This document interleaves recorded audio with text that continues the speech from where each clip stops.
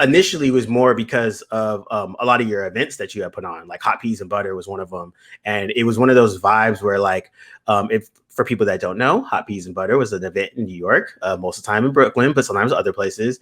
And it was usually during the summertime, but it had like just a good vibe, great music. It had food. It had good, like sexy people. But it was one of those parties where it felt more like a backyard barbecue.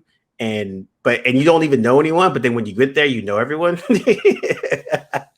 And so, but it was one of those types of things where one of the best things about being in New York is those types of vibes where, you don't have to, you can kind of, you might have a bad day or you might just be going through a lot of stuff and you can go to something like that. And then everyone there is warm and inviting. The music is amazing. Everyone's there specifically for a good vibe. And I think it was a good introduction to like some of the summer parties that I started to go to in Brooklyn.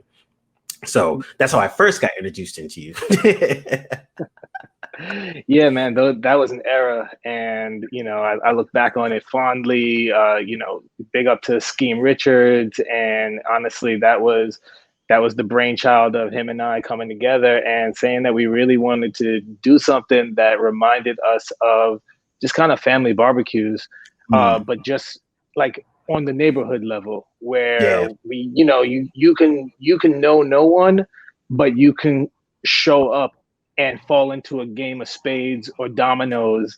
And it's like, I remember like there were people like quote unquote Brooklynites that were like the new Brooklyn that had never played spades before, but they learned there. Right. Yep. And then like by the end of that summer, certain people really knew how to play spades or they knew how to play dominoes and they were busting people's ass and it was fantastic. But that's what it was. It was just about like, coming through and, getting to know people. And every time you would come, you would meet somebody new or you would be introduced to new music.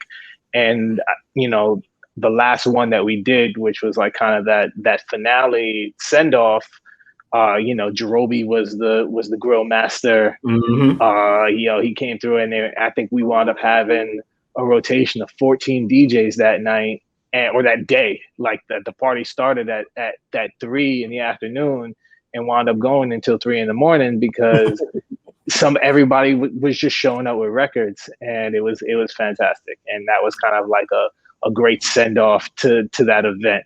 Every now and then somebody will pop up and be like, "Are you guys ever going to bring it back?"